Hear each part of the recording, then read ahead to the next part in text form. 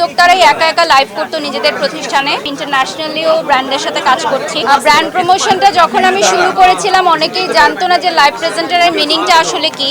তখন উদ্যোক্তারাই একা একা লাইভ করতো নিজেদের প্রতিষ্ঠানে। তো আমরা যখন কাজ করছি, আমার সমসাময়িক অনেকে আছে, আমার সিনিয়ররা আছে, জুনিয়ররা আছে।